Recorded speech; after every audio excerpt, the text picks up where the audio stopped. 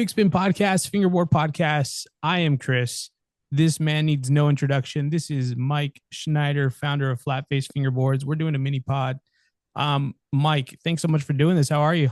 Yeah, I'm good. Been super busy with like Black Friday stuff and Hell stuff yeah. in general. But yeah, it's going well Well, yeah. Do you and know I'm what? happy to be on. Hell yeah. And I just realized you're like the CEO now of like a bunch of companies. So Black Friday's even crazier. Yeah. Dude. It's pretty insane. Like we're mostly focusing on I don't know. I treat everything as flat face kind of, but like the other two Yeah. companies are all their own things too. And Yeah. yeah, it's a lot, but it's really fun. So I'm enjoying it. Hell yeah. Well, there you go. This, like I said, this guy needs no introduction, but just in case you're new here, Mike and his company FlatFace have been essentially shaping the scene for literally forever now. Mike is a huge part of the culture, huge part of the progression with fingerboarding, the creative direction. So I'm stoked to dive into it. One thing, Mike, that people have been debating for so long, and it kind of becomes like a hot topic and then kind of dies down and then gets hot again, is gatekeeping in fingerboarding. And I thought we can have a quick conversation about it.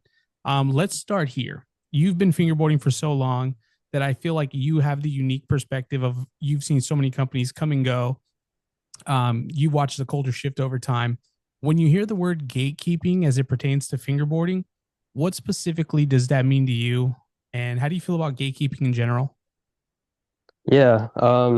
I was actually gonna ask you to define it, but since you asked me, that's cool. So like I don't know, it's not really something I pay that much attention to really. Like I just assume it kind of means like people keeping their secrets to themselves or whatever they figure out, they kind of don't want to share it and stuff like that. I think Right. some people might use it in other contexts too that I'm not like fully aware of. So you can actually explain to me the Yeah. like full scope of what we're talking about, just so I know exactly what I'm saying or commenting on. Yeah. Well, let's do this. So then obviously there's people on one side that kind of like think gatekeeping is a necessary evil. There's people on the other side that think gatekeeping is just total BS. And just to give you some context, here's what kind of some of the talking points are for the quote unquote the other side who just find gatekeeping just not something we need. So a lot of people argue that gatekeeping and fingerboarding does more harm than good because it keeps new fingerboarders or young builders from feeling welcomed and it slows down growth. How do you respond to that? Yeah, that makes sense to me. I mean, it depends to what extent we're talking. So, like, I think at this point it's pretty accessible to learn how to make your own stuff.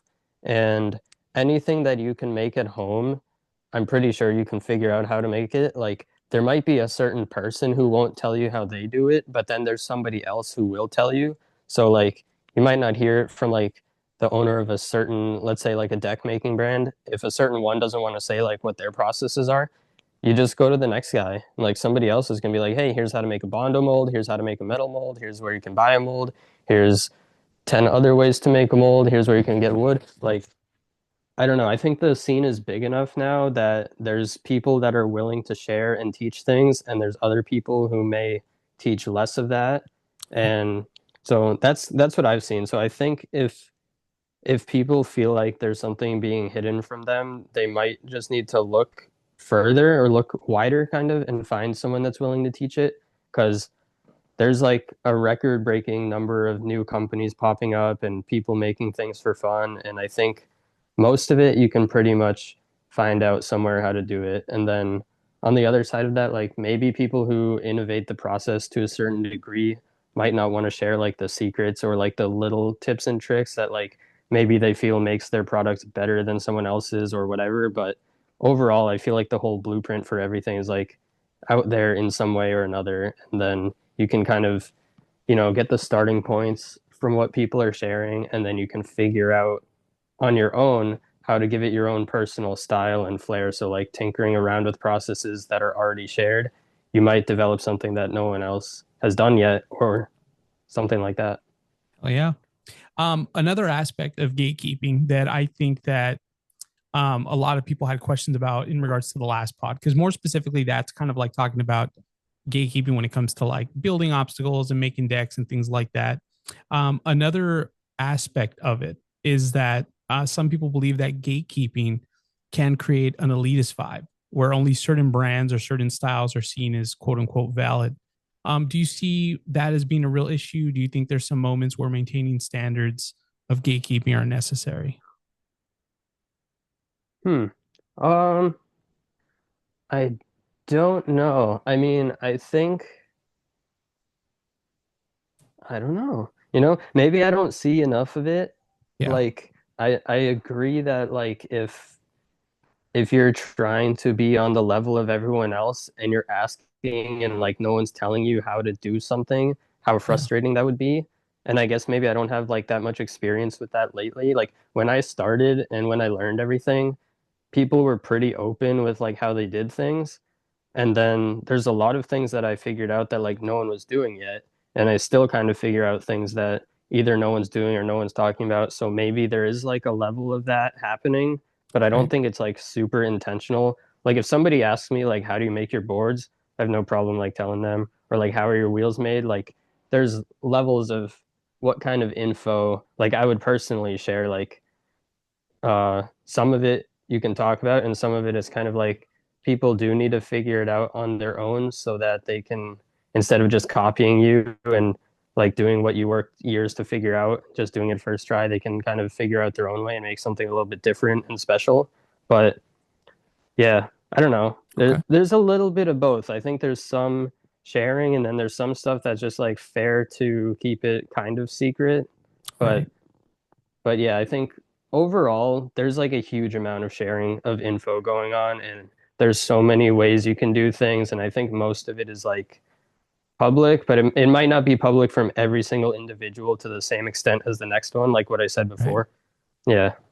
I understand. Yeah. To be honest with you, even I kind of feel like there's no easy right or wrong answer. I don't feel like it's black or white. You know what I mean? Yeah, I think there's a little bit of it. Maybe some of it could be less. Some people share too many secrets, maybe like it kind of somebody might work really hard to figure something out, and then they might share the whole thing, and then someone kind of rips them off and then like takes Right. over their spot sort of. So maybe Yeah. people are afraid of that happening, which is totally fair too, because That's like valid. Yeah. there's a lot of stuff like people like Bailey sold his dream car to develop his trucks. Like some of the wheels that I make, it costs thousands of dollars of trial and error before anything works. So Right. like there's certain things where it's kind of fair to be like, the exact details of this is kind of staying with me, but can tell you the general process, and if you can figure it out from there, then you deserve it kind of. Like a Hell lot yeah. of people, you can just stare at something for 20 minutes and pretty much figure out how to Figure it make out. it. Yeah. Right. No, 100%. Okay, let's do this, Mike, if you don't mind, since we're on the topic of like obviously sharing knowledge and, sharing ideas and stuff like that. Another topic that I think we were going to talk about in another pod, but it just never kind of materialized. But switching gears, there was a topic a couple months ago, and again, it kind of comes up every now and then. But in regards to brands releasing obstacles and products that are essentially one-to-one copies or replicas of certain companies' works, from someone who's been building original products for years, how does that behavior affect the community? What are your thoughts on that? Yeah. So doing that is definitely no good.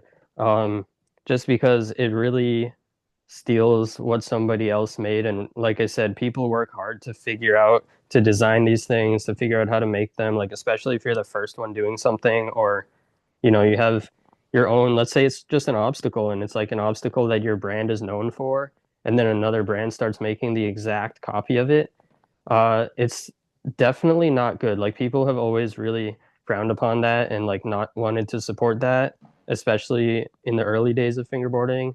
And now fingerboarding is big enough that there's so many people, they don't all know who's first or who invented what or created what ramp or stuff like that. So some people support it just by accident. But Right. even if you're doing it by accident, like it does suck for the original creator of that item because they're not getting the sale. Like usually they're still selling that same item, and so it's kind of fair to support the original when you can. But Right. also, it's like it's a tricky one because I can understand like some countries you just don't have access to certain products that much, and so it kind of makes sense why someone there would like want to make the same thing. Like they're feeling inspired and happy, and they're like, "This is a cool thing. I want to build it." So like I get that part of it, but I do think like selling it to the community is like it's not fair to the original company or person who created the thing. And Right. it's very easy. Like if you have the skill to knock off a product perfectly, you also have the skill to make a high quality thing that's similar but different. Mhm. And if you can do that, then instead of people being mad at you, you just created a cool brand that people are excited about and you're not doing any Yeah. harm. So it's like if you can take a Black River kicker and knock it off 1 to 1, why don't you just make a different size kicker instead? And Right. then it's like now we have two options of kickers to buy, and then everyone wins. So yeah, I think basically people that are knocking off stuff, like knock it off, knock it off as in stop There you knocking go. things off. And then, Pun intended. yeah, exactly. Make Hell your yeah. own stuff because you obviously have the talent, which is really cool. Like, not everyone even has the skill to do that. So it's like the the talent is recognized, but you need to be original with your ideas for sure. And if you are a company that gets knocked off, like I've gotten everything I made has been copied. Like some of it's copied the day I release it or the next day, and some of it takes time and then eventually they start popping up. But Yeah. you should feel really good about that in a way because it's like you created something good enough that people wanted to make it and copy it. So it's like how you know you're doing something good, and it also pushes you to like keep innovating further, make sure yours is better than theirs, stuff like that. So it's like friendly competition, but it's also not good. Hell yeah. No, definitely. Last question here to kind of tie things together. Is in regards to the fingerboard community in general when it comes to new companies, whether it's deck companies, grip, wheels. Um, in your opinion, do you think that the fingerboard community, when it applies to those things, is oversaturated? And is that a good or bad thing for fingerboarding? Yeah, that's an interesting question. I've been thinking about it. Because I think you could say that it's kind of oversaturated at the moment, but I don't think it matters, and I think it's a good thing. Um, because basically the best ones will always kind of rise to the top, and then there's just like so many fun different kind of options you can try out from like a million different companies, and sometimes it is overwhelming and you don't even know where to go or what's good and what's bad.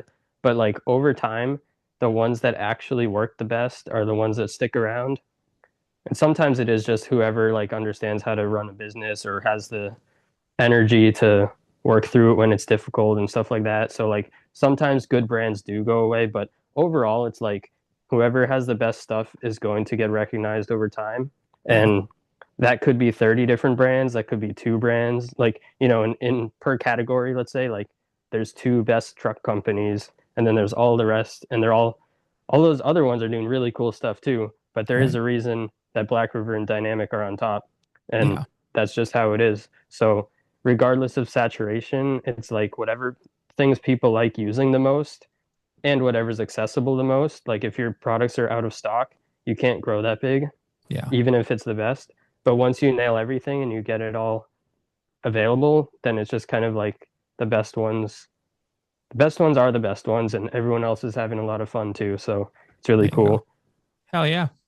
Mike, let's do this. For someone who's listening to this podcast that may be feeling discouraged by like the gatekeeping stuff, or maybe like essentially other companies ripping stuff off, or anything like that, or just starting a new brand, what are some words that you can leave them with, some words of encouragement when it comes to just launching a new brand and getting a brand off the ground? Yeah. Um, what I've always done and what I always tell everyone is just focus on fingerboarding. Don't focus on like how much money you're making or not making or how many orders you're getting or how popular you are on the internet or anything like that. Just fingerboard. Try to get better at fingerboarding. Make your products better for fingerboarding. So like if your boards are really easy to use and they help you land tricks better, other people are going to have that same experience. And over time, more people are going to want to use that board. So, and same goes for wheels, trucks, ramps, anything. If it's the best it can be, it's going to shine. So sometimes you have to be patient and be diligent, um, and always try new things and always listen to other people's advice. Not everyone's advice is good, but you always have to consider everyone's advice. Some of it's going to be junk, some of it's going to be amazing. But if you're not open to other people's advice, you're holding yourself back too. So just kind of be creative and open and patient and fingerboard more and have fun fingerboarding. The rest will follow. Hell yeah. Perfect. Mike, where can people find you online? They can find me on Instagram, Mike Schneider 161, and YouTube, Mike Schneider, FlatFaceFingerboards.com, and then also the Blistered and Ducky Instagrams I'm also running now. So those companies are both like companies that I'm running under like the FlatFace umbrella kind of. Yeah. But yeah, mainly like the YouTube and the Instagram. There it is. Michael Schneider. We are wrapping up your first mini Bigspin pod. Yeah, it was awesome. Dude, hell yeah. Thank you so much. Listen, we got to know though, because you're one of the most requested people to have a full pod. And I know we've talked in the DMs and stuff, but is it happening? Are we doing the Mike Schneider Yeah. 4-hour, 5-hour marathon pod?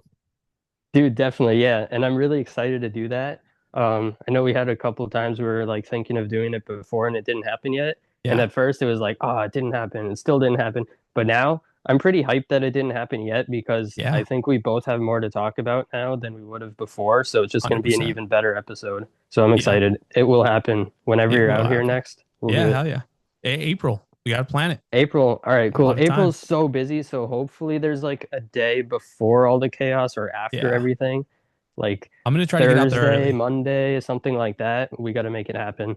Hell yeah. All right, Mike. Well, thanks so much for checking in. And Mike, full pod coming. The FlatFace interview coming soon. Thanks, Mike. Yeah. Awesome. Thank you so much. Hell yeah.